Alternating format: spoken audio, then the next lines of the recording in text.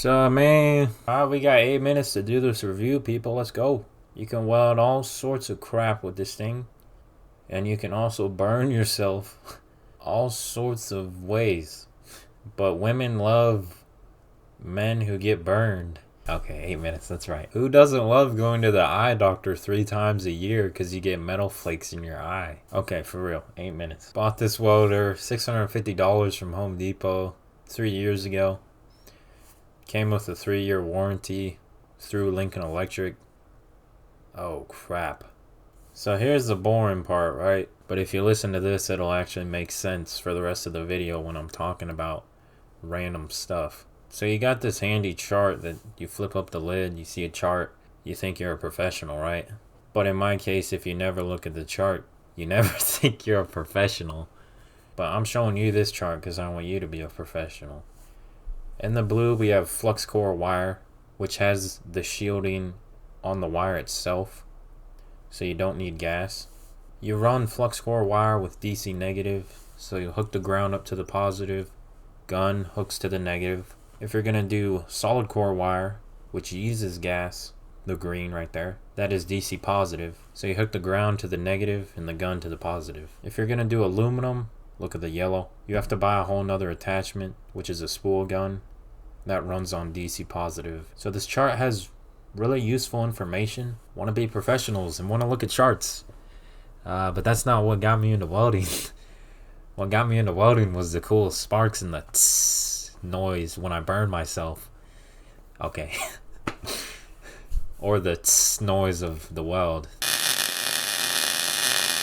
After you weld for a while on this welder, oh hey, this material is this thick, I'm going to do setting D, wire speed 3, or setting B, wire speed 2.5. It's not hard to figure out settings on this welder. That's one thing I really like about it. It's super easy and it's also really forgiving. Even if your wire speed is a little bit off, you can easily fine tune it. So I will say this is a good welder for beginners or for advanced, because it's a very forgiving welder, but you also have good output as far as power. So if you know what you're doing, you can get some really good welds with it. Good penetration. As far as the wire, I used the flux core wire for the majority of this 3 years.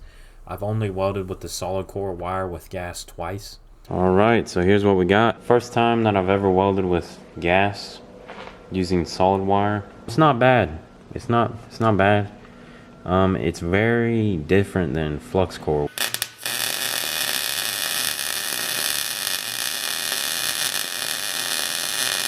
The reason I do the flux core is it's just more beneficial to my welding style and how I use this welder and what environment I use this welder. Farm, ranch, and barn / shop, which has a caliche floor on it. White dust gets on everything. Okay, hang on YouTube. It's like gravel with a ton of dust mixed in anytime you walk around or a breeze even remotely blows in. Dust over everything. It can even blow up through the little gap between the floor and the sides of the barn. That's the reason why I run flux core, is because it's beneficial to my welding style, the environment I'm in. I can't get by with gas. Just an environment like that, I would have to crank the gas up, close the doors. It's just an extra complication that sometimes I don't want. I might want my welder to be mobile. Oh shoot, I need to go weld this little gate or fence thing. I just pick the welder up off my cart, throw it in the back of my truck. It's good to go. I don't have to bring a heavy bottle around with me. I recommend the 10-pound rolls. You save money per pound of wire compared to the 2-pound rolls. It can be a pain to change the rolls, just feeding that wire into that tiny little hole. After you do it a couple times though, you get pretty good at it, and it's not a problem, but it can still sometimes go bad on you, and you're just like, man, I'm in the middle of my project, man. Why is this thing? So it's nice sticking to that one spool of wire roll, more mobile. But I'm not convincing you, oh yeah, flux core versus solid wire. That's not a debate I'm here to have. I'm here to tell you about a welder, right? With something like this welder that runs off of 110 outlets, running the flux core, you get better penetration and the ability to weld thicker materials together. If you want to look on that chart, you can see what I'm talking about. Don't tell them that I looked at that chart, because I'm not a professional. But flux core, it ain't bad, man. It ain't bad. Flux core or solid core, it's not bad. So the rolls, I do recommend those 10-pound rolls, man. I used to run, the entire time I had this welder, I'd run the Lincoln Electric name brand wire. It was good wire. It's just this most recent time I went to get a 10-pound roll, $85. I said, what? Since when has it gotten this expensive? I used to be paying $50 for that roll back in the day. So I went on Amazon, found this Arc Captain welding wire, half the price of the Lincoln wire. I said, alright, shoot, I'm going to give it a shot. Could not tell a difference between the splatter and the welds. It all worked out fine, man. So choose whatever wire you want. I'm not your dad. I'm just telling y'all what worked for me. As far as issues on this welder, pretty much nothing, man. The regular ground clamp needs to be replaced. It's holding on for dear life. Electrical wrap the ground cord, because I think somebody, or probably me, sawed into it with a grinder. I don't know, something.